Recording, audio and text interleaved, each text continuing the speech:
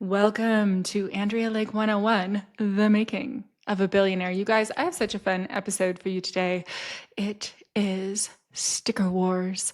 Oh, wow. So, we're going to talk about all of the incredible, massive progress that we have been experiencing over at Sticker Junkie. We are, of course, going to fill you in on what our competition has been up to and all of the opportunity that's laid out in front of us right now at Sticker Junkie. You guys.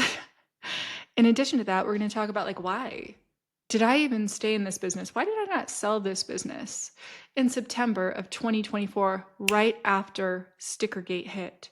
Why am I now committed to building out this business into being a billion-dollar company and literally no plans to sell? None. And why have I been obsessively thinking about money lately? Good question. I am going to let you know the answer to all of these things on this episode of Andrea Lake 101, The Making of a Billionaire, Sticker Wars. So grab your popcorn, grab your wine, and I will bring all of the tea. Oh my God, you guys. Okay. So much shit is happening at stickerjunkie.com. If you are not following Sticker Junkie or Andrea Lake 101 on Instagram or TikTok, get over there and give us a like, give us a follow, subscribe on YouTube. Fucking come on. It super helps creators a whole very lot when you guys who kind of enjoy the content follow us and give us a like and give us a comment. I have created something so special for you guys today, a special link where you can dive into your own personal money experience and money journey at no cost. I'm going to give it to you a little later when we talk about why the fuck it matters to us that we get our people on a living wage, but on an actual living wage for where we are in the country. Why do I talk to my employees super in depth about money? Why do I explain to them how a business works? We're continuing the conversation that May and I had last week on Fireside Friday. So if you did not watch last week's episode 40, Andrea Lake 101, The Making of a Billionaire. Some people don't like to watch the episodes where there's another person on it, but I swear to you, I actually think it's the best podcast so far because it really dives into why I stayed. And so the short version of that is in September of 2024, my sales had skyrocketed. We did a massive increase immediately.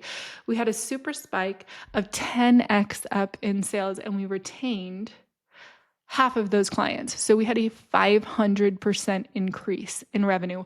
Why did we not get all of the clients? Good question.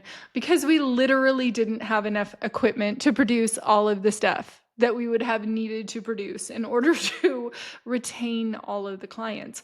So some of the clients, really big clients who really, really, really liked us, but we just simply weren't quite big enough to handle all of their business in coordination with all of the other 500% increase. It was 482% increase. Now, you guys, I have started a lot of companies, a legitimate, actual lot of them. 14, truly, actually 18 companies.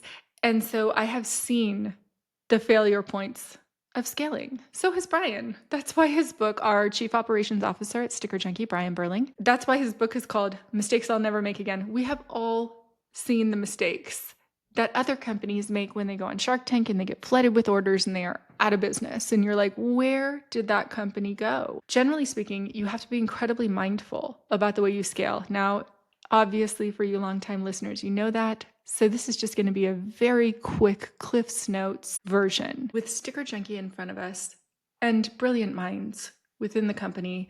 A lot of people who have come from corporate backgrounds, a lot of people who have come from scrappy backgrounds, and Brian and I, who both have created and scaled very large companies. Now, technically, they're called medium-sized companies that do $20 to $100 million in annual revenue, right? Because then you have the monoliths, the companies that are doing billions of dollars in annual revenue. Now we're having trillion-dollar valuations on individual companies and individual asset management places. But I digress.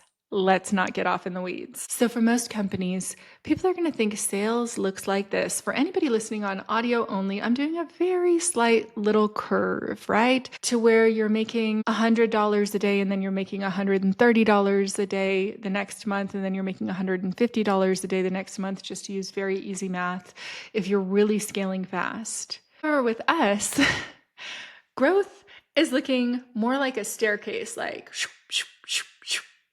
where we get a 482% growth like we got last year.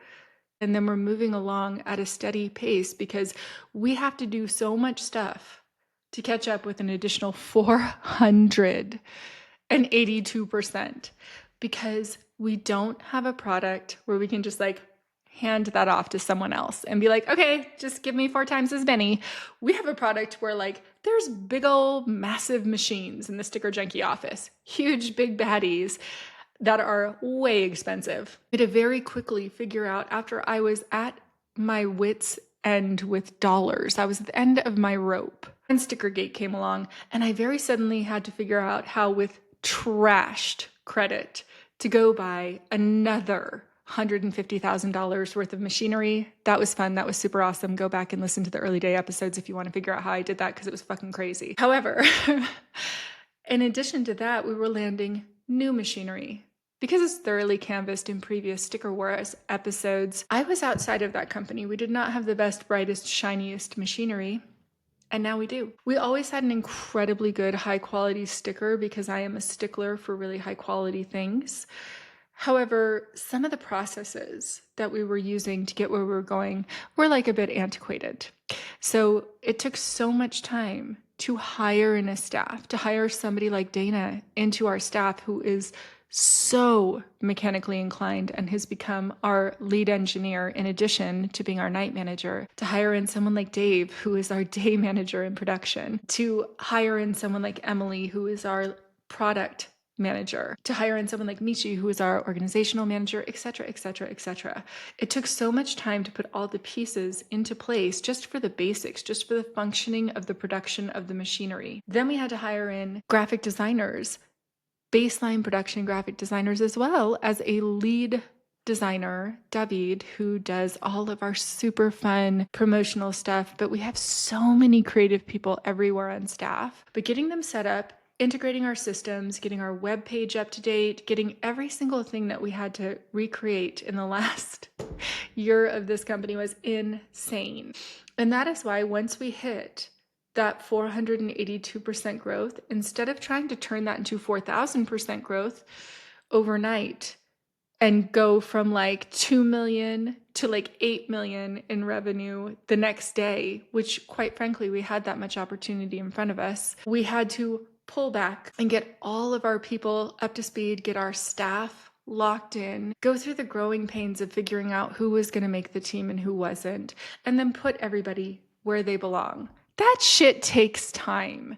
And so when you have a first-time entrepreneur and they're grabbing every single sale that they can get when they're on Shark Tank, inevitably, or have some type of viral growth, almost inevitably, virtually always, what's going to happen is that that person overextends in some way. Either they're going to way overspend on their inventory and think that that viral moment is going to last forever, or if you're actually physically creating the products yourself in any way, like even when I owned Rhythm Sticks, which I am showing a very old pair of them on the YouTube station right now, if I had a viral blast with these, let's say I sold like 10,000 sets of these juggling toys that I'm holding in my hand. If I took in an order for 10,000 pairs, when normally I was selling 500 pairs a month, it would take a very long time to get up to speed with actually producing the additional, 9,500 pairs. And so you would have tons of people that were just very disappointed because they were super excited when they watched that TV show. They went and hit the buy button real quick. You burned through every single one of the, 2,000 units that you kept in stock because you knew something good was going to happen on Shark Tank. But like, how much extra money did you actually have to go pay for those cost of goods, right? This is for the business junkies, this podcast, because we are going to get into the nitty fucking gritty of how you actually manage growth, how we are growing, what we are doing, and money. and why we pay people a living wage. It's going to be a whole ass thing. Let's get back to it.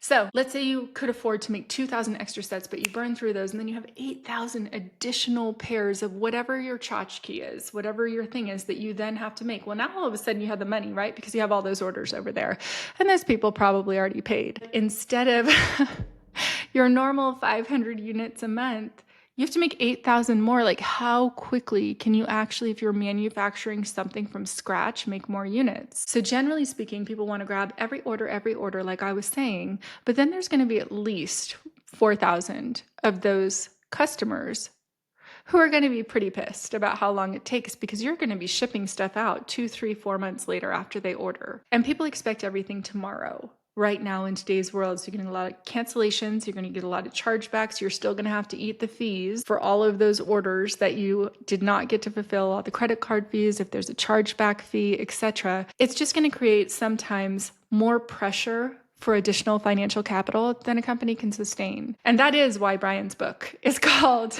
Mistakes I'll Never Make Again, because it's so enticing to just get while the getting's good. And there's a whole lot of voices on the internet that are telling you you must do that. And a whole lot of people who have started multiple $100 million companies will tell you, not always. Not always. It's not always good advice. That might be the advice of someone who's never had to actually fulfill something from scratch themselves. A far better rule is build your foundation on concrete. Build your foundation on the most solid types of stone that you can, so that you can actually have a company that's going to last. Unless you're just doing a viral blip, overnight niche product, whatever. But with stickers, with our company, here's the thing. People don't just buy stickers one time. So maybe if we were selling juggling toys or rhythm sticks, we would way overextend ourselves, deliver that one product, 2 or 3 months late, and whatever, the people are still happy they got it. They really do look quite beautiful.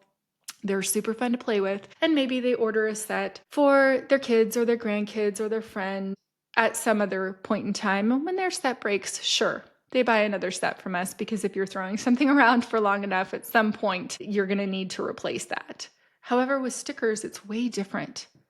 A whole bunch of big ass companies and medium sized companies and small businesses especially give out stickers as part of their marketing. Like if you go into a coffee shop, super common to have a free sticker with every order, because then all of a sudden it's the most inexpensive possible form of branding. So if we retain a client, that is our client for life. Once they're set up into our very specific system and the way that we onboard our clients, they're not leaving. They're not going anywhere. They are with us. And especially we have really different implementations that we do the more a client spends, for different ways to retain that client and also to sell that client more product. Ave.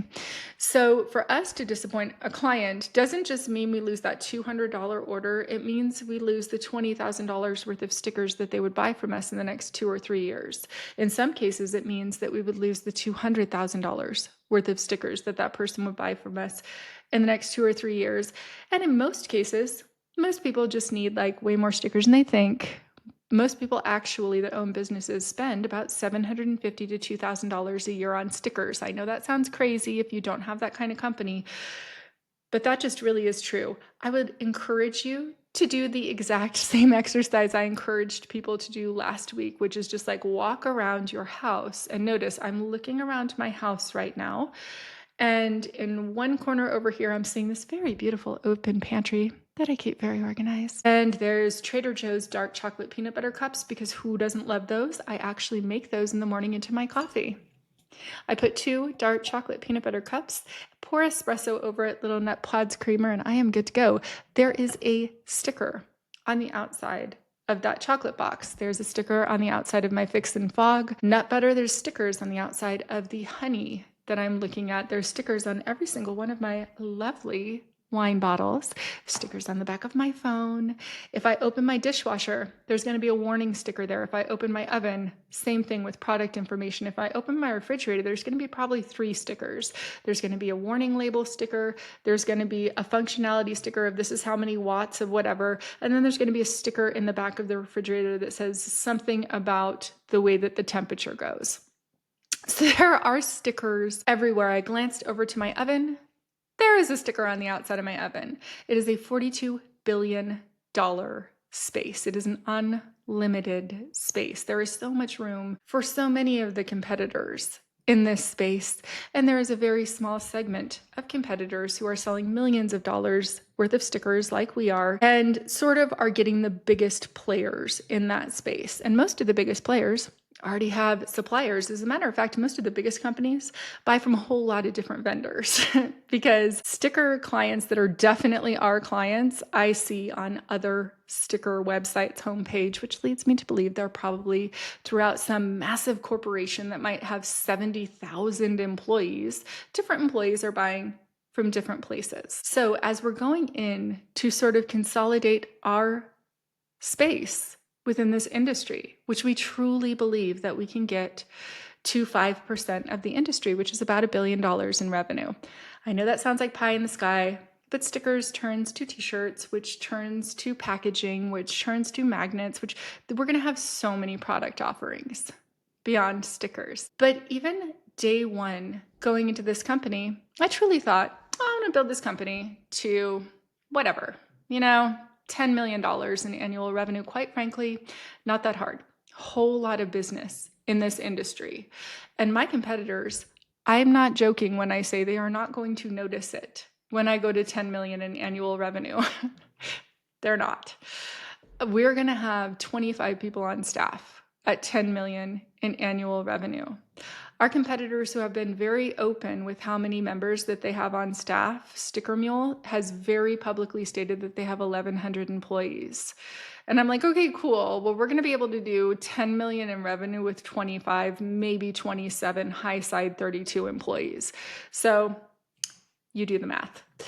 This is a huge, humongous, massive space. And before Stickergate happened, I said very publicly, an ideal target buyer for my company would be someone like Sticker Mule, or honestly, like one of the consolidators that buys printing companies. But you guys, I have been retired for a long time, for 7 years. And I lived in this same house that I live in Sedona for that whole time. And I wasn't understanding the increase in pricing in cities because I wasn't living in a city. And did I notice that grocery prices were creeping up? Not really. Fuck. I want to be relatable and be honest, but geez, I didn't have to look at anything. As a matter of fact, when I was a kid, when I was 19, and from the time I was 19 until like 23 or 24, I was paying myself about $13,000 a year. Then I made my first $1 million when I was 23 or 24, and I started paying myself about $19,000 a year. My expenses were just so low, and I wasn't purchasing anything outside of my expenses. I wasn't traveling. I wasn't doing anything that cost money except for running my companies. Like, I would buy a new journal when I needed one, but like you guys, I literally wasn't spending money. I didn't have kids. Like, I spent money on dog food, but by the way, dog food was way fucking less expensive back then.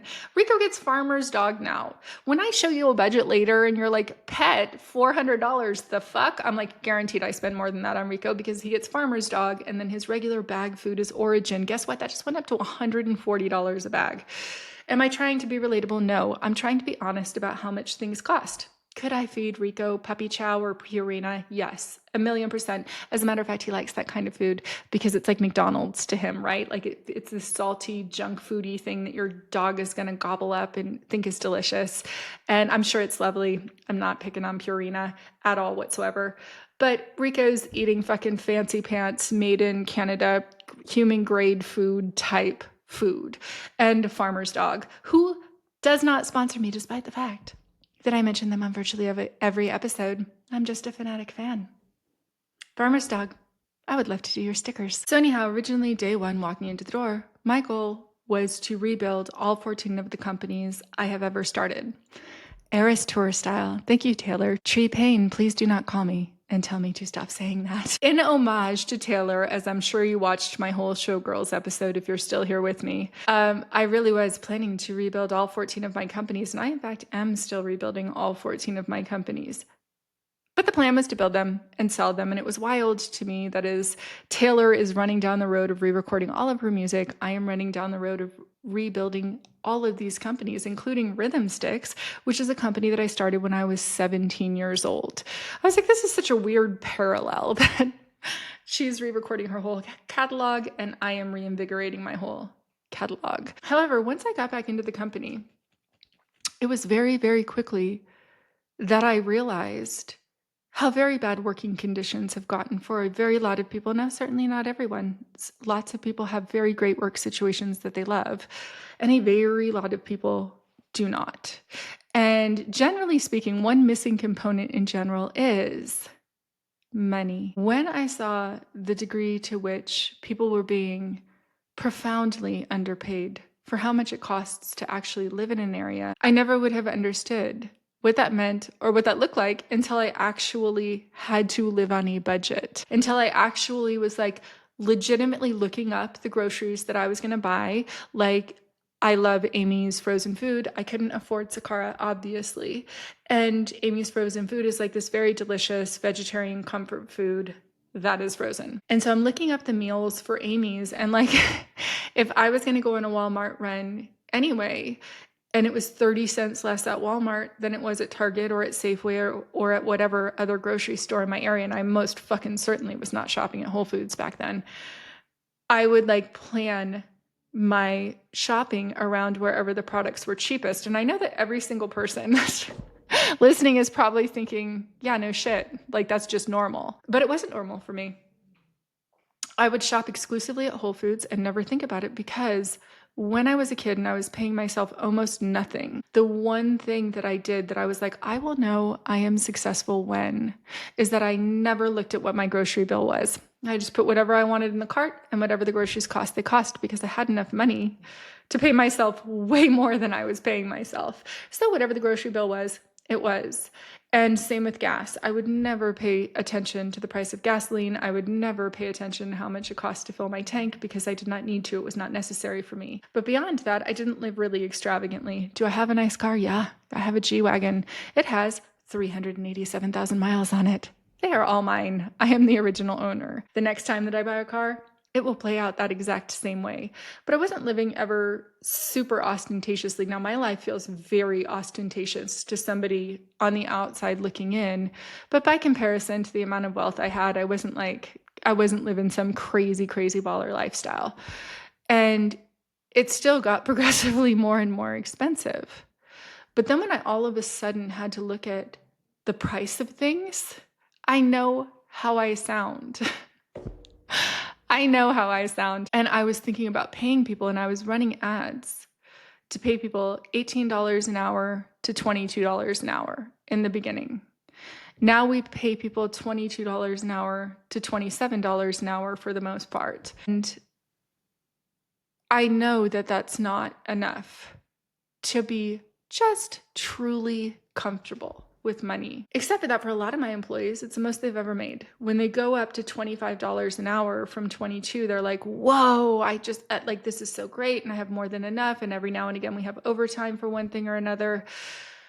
However, I'm super familiar with money. Now, obviously, I am getting my Series 65 right now. I currently am not a certified financial planner. This is not financial advice. This is all of your disclaimers, every financial disclaimer in here. But I'm super familiar with the inner workings of money, etc. Except for that, I didn't need to ever be familiar with the cost of individual items. And I know I told the story of when I had to take Rico to the vet and it cost $800 and I cried. What I mean to say is I cried all night long. I cried for a number of reasons. I had set aside a budget to be able to do an actual shopping trip. It's almost going to make me cry right now, which I know how that sounds, because people have real problems and this is not a real problem. But I had set aside money to do a shopping trip at Whole Foods because it was like over the Christmas holidays and I was going to be here for Christmas and New Year's. And I'm like, I just want all of my favorites. I bought one bottle of nice wine. My favorite wine is Papillon. It's about $90 a bottle. I did not buy that bottle. That would have been insane. My second favorite wine is Prisoner. And it cost at the time about $40 a bottle. And my third favorite wine is Saldo, and it cost at the time $22 a bottle at this very particular Trader Joe's that sells it for cheaper than anywhere else. And I wasn't drinking a lot back then. However, for Christmas, I was like, oh, I'm getting a bottle of Prisoner. I'm getting this for, I think it was $45.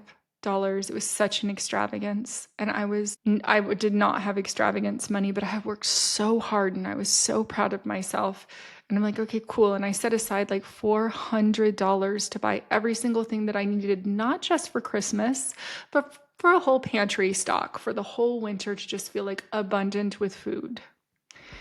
And I had already done that grocery shopping trip, and it did cost almost $400. And I was like, oh my God, that was such an extravagance. Like, probably shouldn't have done it, but it felt so nice. And I got my favorite nut butter that's like, at the time, was $7 a jar. Today it is $10.29 a jar. It has gone up $3 in the last 2 years. I had this extravagant moment. And then I had to take Rico to the vet, and I was not expecting anything to be wrong at the vet. He had some very minor thing wrong that turned into a very major thing wrong, and it cost $800. And I was trying to hold back tears at the vet when they told me that, because I did not have $800. I had to consolidate on a couple of cards the last $800 on my credit cards, so that Rico could get this surgery that he needed. And it could have been so much worse. It could have been $3,000, right? It could have been so much worse. And I cried all the way home from the vet. I did not let them see how upset I was. And then I cried all night, but I didn't just cry because I was personally out of money and like reconciling my life and about to turn 50 and just like, how the fuck do I have no money when millions of dollars have passed through my hands? Good question. I also was just devastated because I realized, after seeing how very little we pay people in America, that dog is getting put down in some homes, not because they don't love that dog, but especially if it wasn't 800, especially if it was 3,000, especially if it was something crazy, which 800 already was fucking crazy to me. I didn't know where I was going to go get 800 extra dollars. Every single thing that I was doing in Sticker Junkie was not working in the beginning, not for the first year almost. And I just thought of how hard people have it in America, and how financially most people, and how that really becomes a decision of like, do I pay for this asthma medication that my kid actually really fucking needs? So obviously, yes. Or do I heat my house or cool my house to the level of comfort that I actually want? Do I drive to this weekend thing that I could go to for free, but I literally can't afford to move that money over into my gas budget? Can I pay for soccer for my kids? The real decisions that Americans have to make right now breaks my fucking heart. And the fact that we have normalized this, like, I re-listen a couple times to the podcasts, right, after I record them, because I do a legal rewatch and then I do a final rewatch on them. And as I was watching the episode that I did with Maymay, it was really bringing me back and centering me into money and how much it actually costs to live. Because what we did is we just Googled, right? What's a living wage in San Diego County? Living wage is $31 an hour. Okay, cool. Someone somewhere that's very smart calculated that. I'm guessing that's why it popped up on Google. Minimum wage in California is $16 an hour. And I know that in other areas of the country, that sounds crazy, right? Because $16 an hour is so much in Missouri or Mississippi or Montana. However, that is way less than it costs to live in California. Way less. It just is. And that's why a living wage must be calculated on your area of how much it actually costs you to live. We're going to do a really fun exercise together later. As I'm looking at all of these numbers coming up and I'm thinking of potentially selling this company, I'm kind of falling in love with restarting a business. I'm falling in love with growth. I'm falling in love with becoming a CEO again, with remembering that I'm just a natural born leader, with remembering that I know how to do business, with literally with our staff of 16 people beating out other companies that have over 1,000 employees or companies that have hundreds of employees for these clients, converting huge clients over to us with our tiny, strong, small but mighty staff over at Sticker Junkie of people who all are going in the same direction. And it would be impossible to talk about how we get that kind of loyalty without expressing money, a living wage, being treated like a grown-up, like understanding that people have a whole ass life. There is not enough times that I can express to you guys how long it takes me to have an employee on my staff before they understand that they are not getting called into an office to get yelled at or to get chewed out. That if something goes wrong within my company, that is my fault, period. Even when someone was literally embezzling from me and did not know how to use the machinery that we had properly, that is my fault. That is not his fault. That is my fault. I was not looking. I was not looking. And so to know that there are other environments that exist in all manner of business, not just the sticker empire industry, where people are running out of fear. If you do not figure this out, I will fire you. What you need, how much time off, you're out of here. If you call in this many times, you are going to get a write-up. One of our employees worked for a really big home retailer, and that's how it worked. If you call in this many times, you get a write-up. If you call in 3 times in 3 months, you get a write-up. I'm like, what if you have COVID for like 5 days and you're super actually really sick, or the flu, or you break your leg, or whatever the fuck happens, and you're super really sick? And I go, oh, what happens if you get a write-up? Oh, if you get 3 write-ups, then you get fired. What do parents do? Work for a place for 9 months and then move on? And how much does it cost the company to rehire someone to go through the whole process to train someone who also is going to have a similar difficulty with that type of punitive schedule? And also, when you treat people like naughty little children, which I found out that a whole lot of employers nationally really do treat people like naughty little children, like you're faking it, and you could go in today. What the fuck? Or they have very sick people come and work their showroom floors and propagate disease throughout the society. I'm like, awesome, that's super fun. But it is the culture that we have sort of all created, right? And we think that people are like getting away with something if they get 3 months off for maternity leave. Like, that's not fucking vacation time. Has anyone ever cared for an infant? That's not, you're not like sipping martinis on the beach when you got a baby in the house, you know? It's so wild. All of the things that we have been led to believe about money, and that if something is a shitty job, the hardest jobs, the jobs that break your body when you do them for 30 or 40 years, where you are just on your feet all day, you are hustling, you are running around. I'm literally thinking of like air traffic controllers that are directing planes. That is a physically really demanding job. Or the people that load the suitcases into the airplanes is a physically incredibly demanding job. And those are the types of jobs that we're paying people below a living wage for. Maybe not those 2 exact jobs, but the jobs that used to be paying $20 an hour, yeah, they should be paying $80 an hour now. And they're not. The jobs that used to be paying $75,000 a year, yeah, they should be paying like $240 now.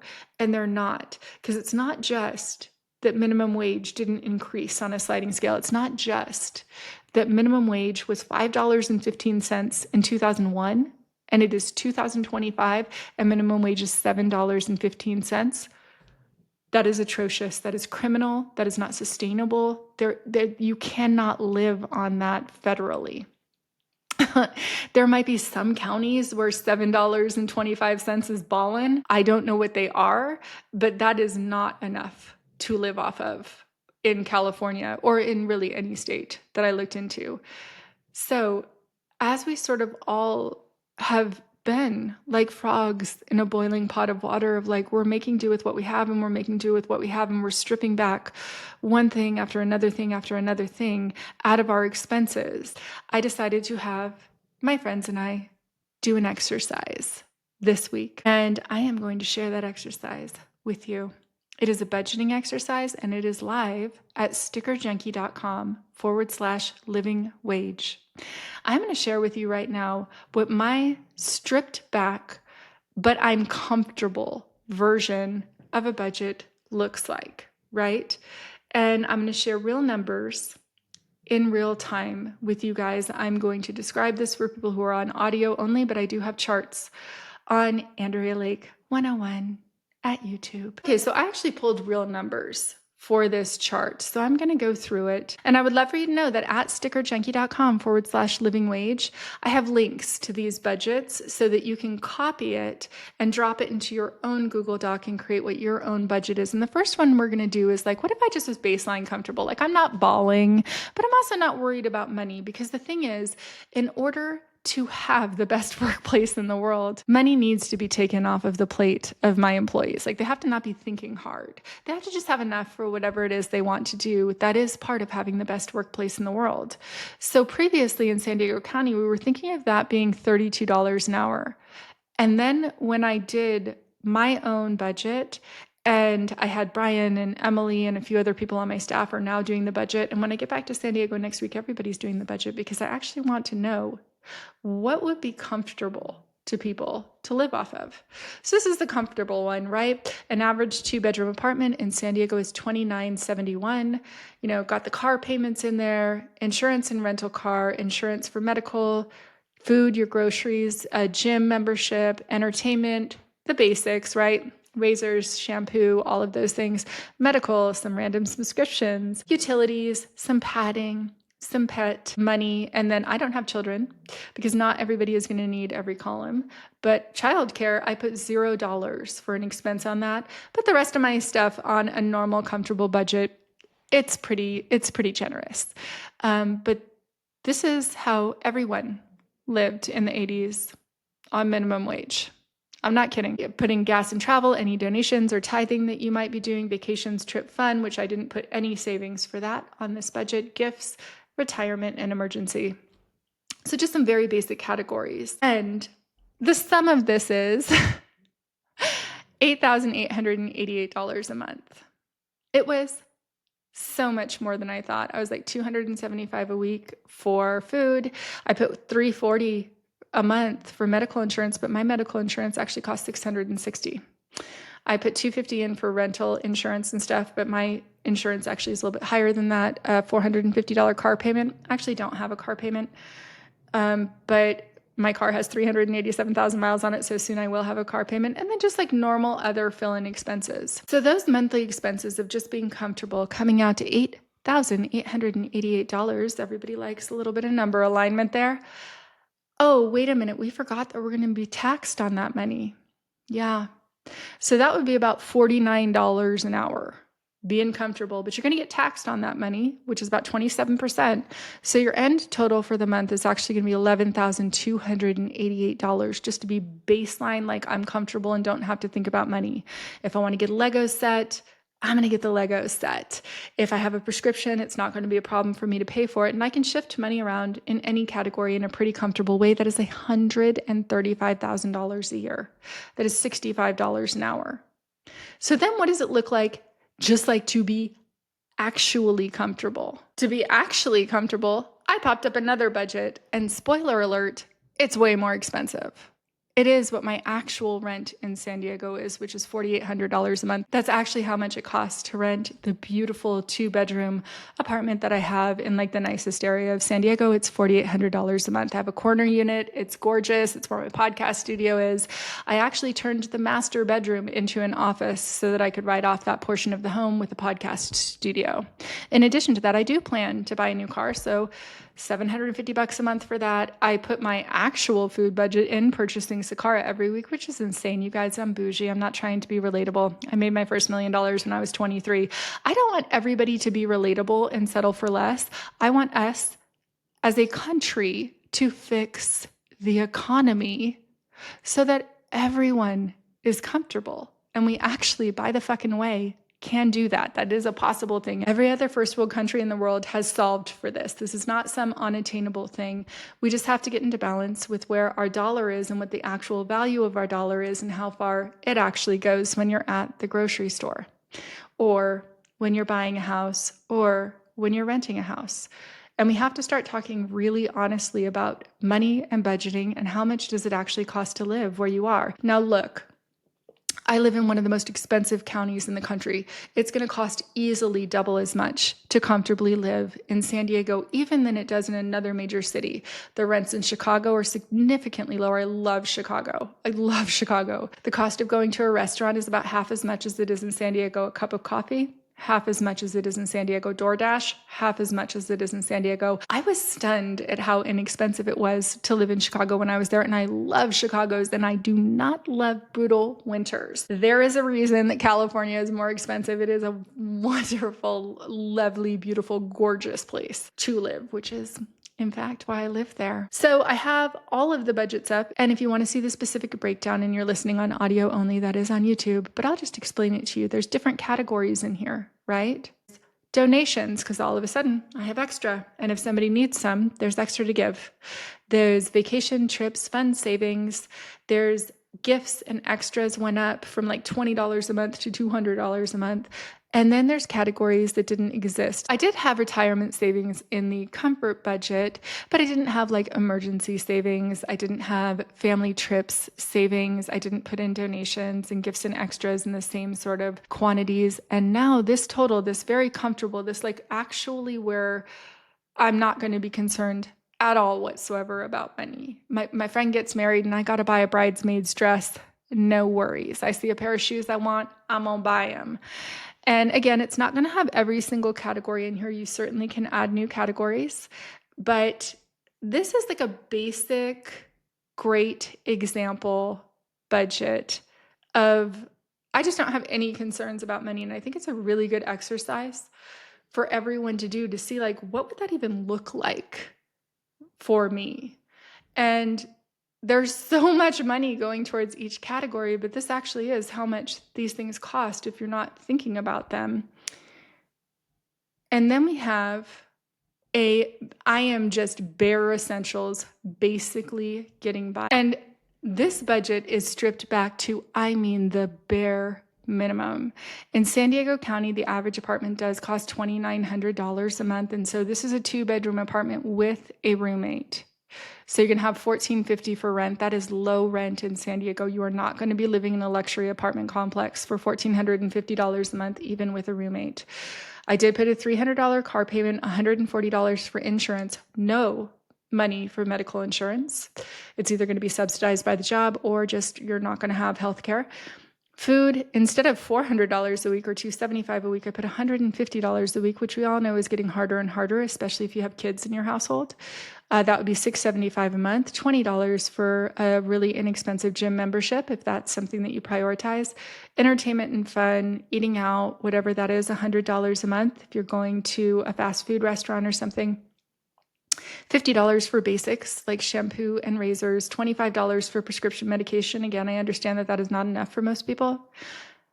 Virtually way stripped back numbers on any subscriptions, only $20 if you maybe have a Netflix subscription or something. Utilities, $100 worth of padding, which is razor thin. That's not enough padding for anyone. If you have a pet, $100 for that. Again, I did not put in any additional money for children in this budget because I do not have children. $100 for gas, that might be more or less than what you spend. And then for all of these categories, donations, vacations, trips, fund savings, gifts and extras, retirement savings, emergency savings, I put minimal or cannot afford. So $20 on some, $0 on some, $100 on some. The subtotal on that is $3,300 a month, which is $19 an hour. And when I am telling you this is a stripped back, bare bones, not having extra budget, that's what it is. Except for that, we forgot that out of the $3,300, you're also going to need to add in an extra $890 to cover the taxes that you have to pay to the government on the money that you just made. So you need to be making $24 an hour in California to be scraping by. That's how much it costs to be scraping by. I would love to remind you that the minimum wage in California is $16 an hour. So when I very first came in here and I was like, we have to get people up to a living wage of $32 an hour, I knew that that was true. But I didn't realize how desperately badly that was true until I ran through this exercise last week. I just didn't. And of course I didn't. I made my first $1 million when I was 23 years old. I don't look at the average price of things. So there's no like malice in the fact that I didn't understand the average cost of living. There's no, people say like, oh, you're so out of touch. But like, of course, somebody that can pay themselves $1 million a year is out of touch. No argument there. And the thing is that as I start talking about this and I'm explaining this to my Gen X friends and I'm explaining this to boomers that I know and I'm explaining this to business owners of like, whoa, you guys, I know you think you're being generous by paying your receptionist $24 an hour, but that's legit not even a little bit close to enough to live. So I had this whole emotional week around money where I was like, holy shit, we need to be shooting way higher with our base salary at Junkie. And we are. One of the reasons that people are so aligned on their goals is because they know that I truly actually care about them. At Junkie, I actually care about the quality of life that my employees have. I actually want employees who don't have to think hard about what they're going to do, where they're going to spend their money at. Do they have enough to go do this? If a concert comes to town that they want to see, can they actually just easily, comfortably be able to afford to go see it? So in the business right now, our next step, just our very next step, when we hit $240,000 a month, which we're very close to, every person will be on healthcare. Now, we're not quite there yet. We can't quite afford to buy healthcare coverage for everyone. Why? Because it's super fucking expensive. It's insanely out of control expensive in this country. And I know I said this on the last week's podcast, but it bears continual repeating. The job of Congress is to balance the budget. People in the United States should expect that their tax dollars work for them. When you have air quotes socialized healthcare or government supported healthcare or whatever way it's being said, the government's not paying for that. You are paying for that. You are paying for every single thing the government does through tax dollars. In one way or another, we are funding the government. And in this country, we, as a whole, as a collective, have been led to believe that those tax dollars should not go to support us. People will argue and fight over the allocation of should SNAP exist? Should people get help with food stamps, which just got stripped back in the latest budget reforms? Should people have Medicaid or Medicare, which just got stripped back in the latest reforms on that big bill? It's about to get so much more difficult for the average American. Now, most of those laws do not take place until 2026. Don't come for me. Just go read the big, beautiful bill. These are public things that you can read and see what's going to happen next. It is not good. There are incredibly dire things happening in our economy. And we do keep prioritizing, arguing with each other about things that we do not agree on, that we will never agree on. If you feel one way about abortion or vaccines and I feel the opposite way about that same topic, we're not agreeing on that topic. And the longer that we yell at each other over that, the more divided that we're going to feel and the more divisive that we're going to feel towards each other. And in the meantime, the consolidation of wealth on the top, virtually never discussed. And the top being super wealthy is not the problem. The bottom being super deprived is, and the middle decreasing. Because there's a whole lot of people in San Diego County that make $95,000 a year. They're being told that should be just like plenty and more than enough. But they're single and maybe they have a kid. And all of a sudden, it really would cost $140,000 for that person just to totally not have to think hard about money, and about $200,000 a year for that person to be comfortable.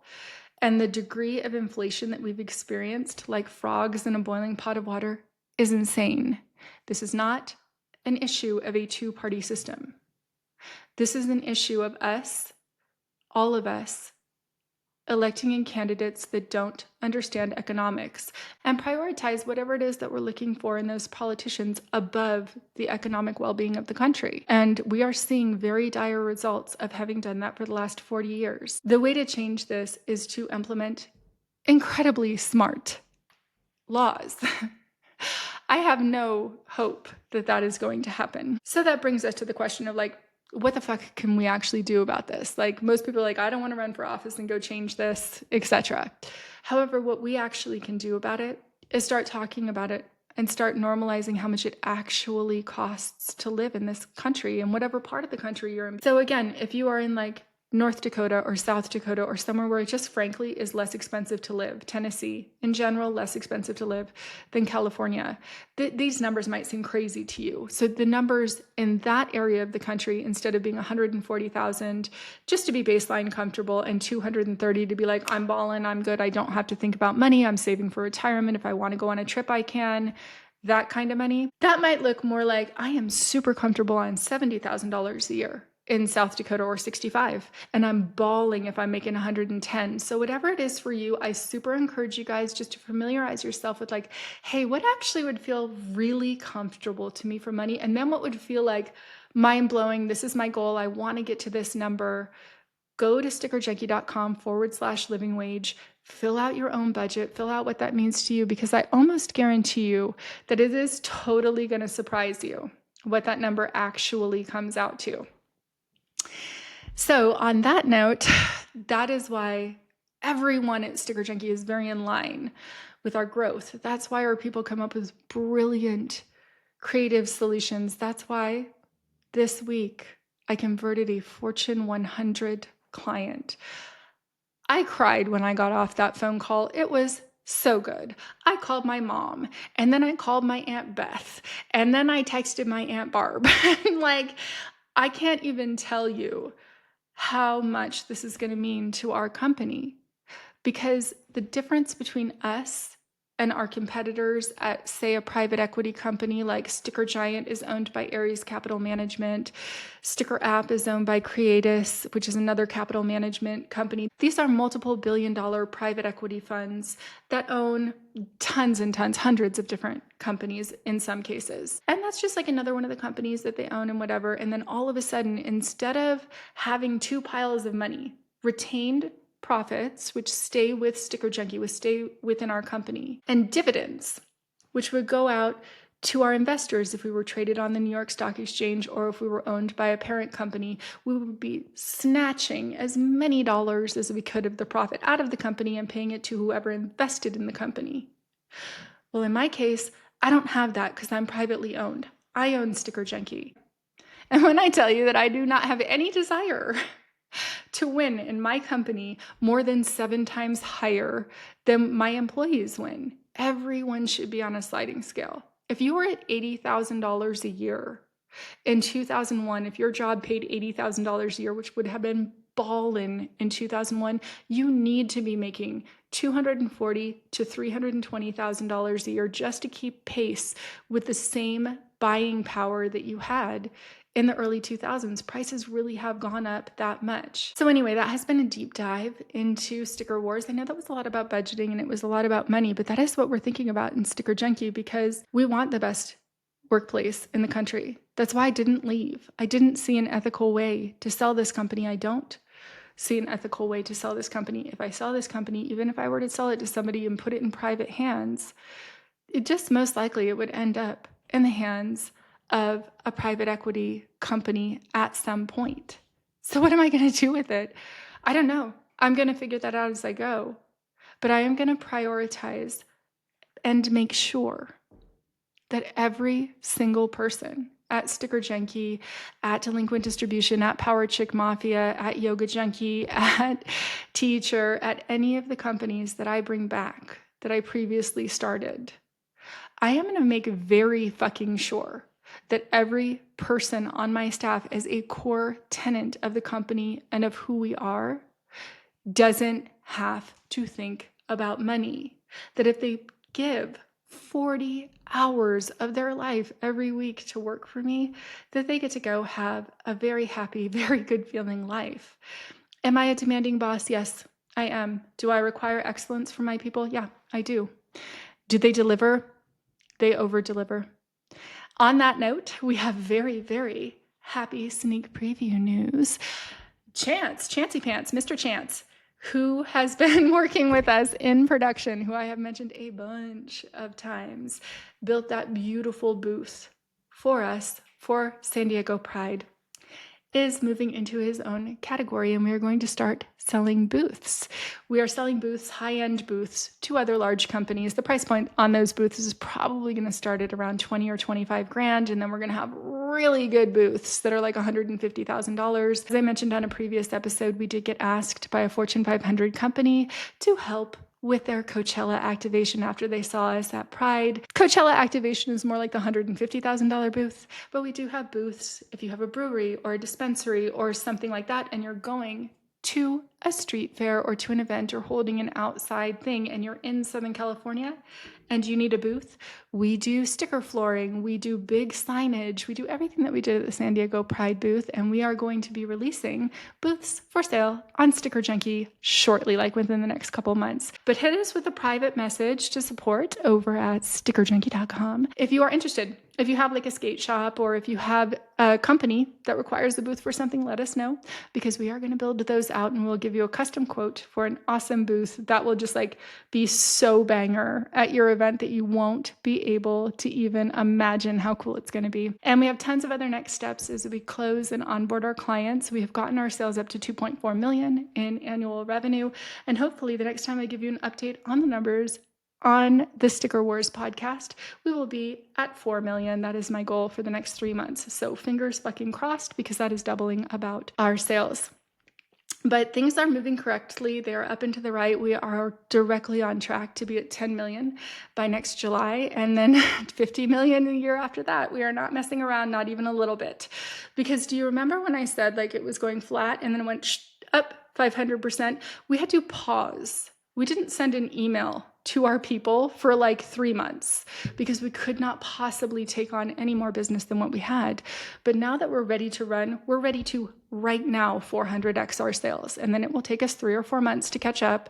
And then we will be right then ready to 300 or 400x our sales. So what we're doing with sales doesn't look like a curve or even a bonding curve. It looks like a staircase of like flat line, straight up 300 or 400% addition in sales, flat line, straight up, and then 300 or 400% additional sales. And the staircases will get shorter and shorter because we will be able more quickly to pace up with sales, the more sales that we get. In the beginning, you're figuring everything out. You're figuring out your legal, you're figuring out your processes, you're figuring out your spaghetti maps, you're figuring out the flow of your whole organization, you're figuring out your packaging, your merch, you're figuring out your marketing campaigns, you're figuring out your ad campaigns. Now that we're up to speed with having figured that out for the next step, it is up and to the right from here. I can't wait to tell you everything else on the next episode of Andrea Lake 101, The Making of a Billionaire. Stay tuned. Grab your wine, grab your popcorn, and as always, I will bring all of the tea.